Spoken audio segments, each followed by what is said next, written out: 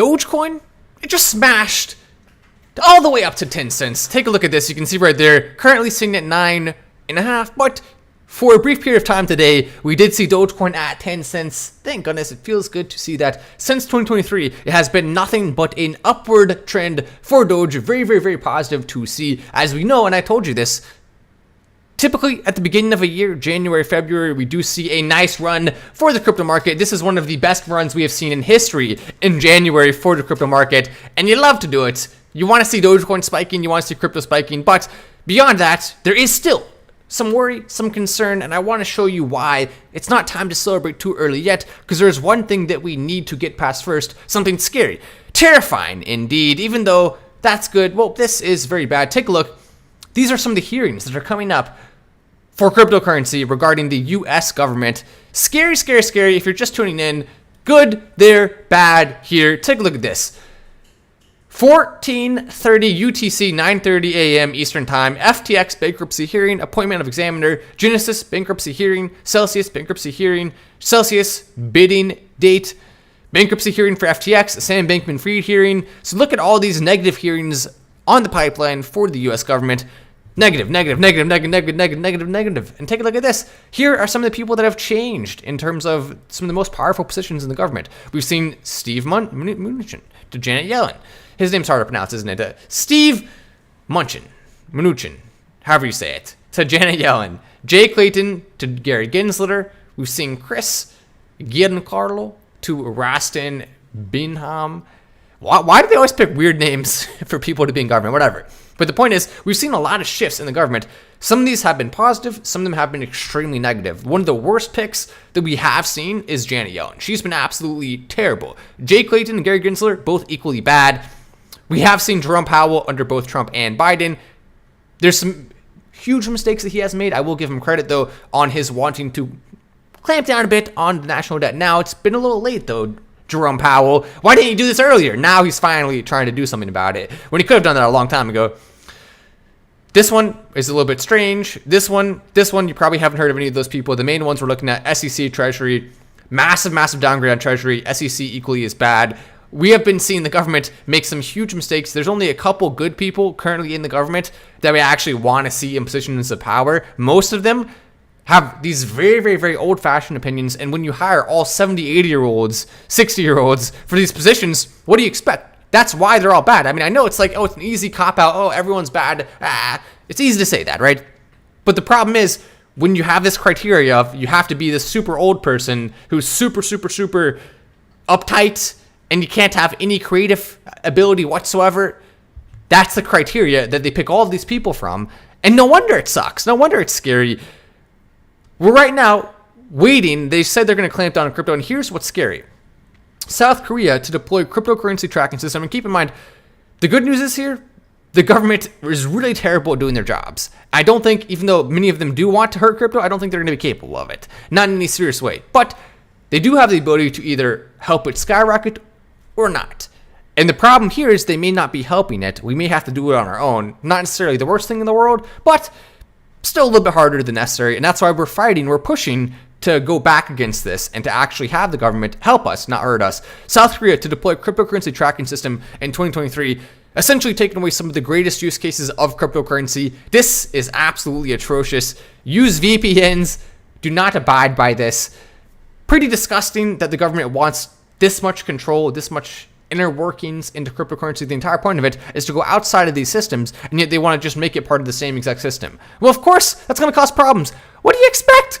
Yeah, it's going to cause major problems. You can't do that. You silly gooses. South Korean Ministry of Justice will introduce cryptocurrency tracking system in the first half of this year to strengthen tracking of money laundering and recovery of criminal proceedings using cryptocurrencies. That's their excuse. Oh yeah, we're just trying to stop the criminals. This isn't to control you. No. We're not trying to stop you from being able to make your own financial systems to get out of our crappy ones. It's not about that. Just stopping the criminals. That's it. Even though criminal activity has massively decreased on crypto, criminal activity happens almost equally as much on fiat currency. It's actually harder to trace already. You already have the systems in place to trace most of this. The problem is, now you're going to be using this cryptocurrency tracking system on citizens who are not doing anything illegal whatsoever and just using crypto to get outside the system. Fortunately, there's really no way to do this in high capacity unless you put extreme measures like China. But you have to have people fear you. They have to believe they're going to go to prison for decades if they disobey you. They have to be scared. In China, they've accomplished that, sadly, where the people in China are scared of their government massively. And, I mean, as much as that sucks to say it, it makes sense why you're scared of such a terrifying, horrible government that has so much control. In South Korea, there's not that same level of fear. So people will just use VPNs. People will just go around these. People aren't going to care as much. Fortunately, that's the case here. But it's still an annoyance. It still makes it harder for cryptos to succeed. It makes some people turned away by it. It's just a frustrating thing that we do not want to see. As crypto is doing really well right now, we want this momentum to continue. We want Dogecoin to continue rocketing up. BNB, by the way, also doing very well right now over the last course of time, as is Dogechain, which is massively going up around double in just the last month alone for Dogechain. Very, very, very fun to watch as Dogechain right now, on top of the new features they're adding for staking and things like that, they're also putting a lot of partnerships in place. So we're looking at Dogechain, and the other coin that I'm having a lot of fun watching right now is, of course, you already know what it is. It's MoonPot, the one that we are launching, hopefully to the moon here. So MoonPot has been basically going back and forth between 4.5 and 7, 450, 700 in that area, and so we're seeing this turbulence because the liquidity is very small. It's going to happen. It's extremely expected, and it's healthy. It's part of the market. But overall, this project is doing really well. We are up massively since launch, and you can see that's the chart there. Now's an opportunity. All you have to do is buy 0.1 BNB of it to be entered to win every jackpot. 2 jackpots just paid out. We're about to be inserting a lot of money into these jackpots just for fun, and so you can participate in them and actually have a really high chance of winning these jackpots, which get paid out in Dogecoin, by the way, which was designed on purpose. So everything about this is just fun to watch. It's extremely successful so far. Everyone's enjoying the community, and we've had a lot of big buys still continue to come in. Each buy and sell, though, massive swings, and that's why we're seeing this turbulence that is, of course, going to be part of the journey with this. But still very fun to watch, and we do have multiple things in the pipeline for it. CMC listing, CoinMarketCap, the volume is being upgraded right now in order to be able to reach that. We also have a couple other things regarding partnerships.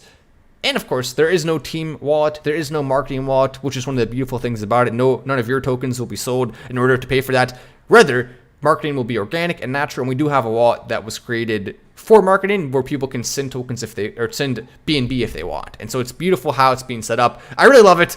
And I'm very excited to see where this thing goes in the future because it really does have a cool contract with the JackPot.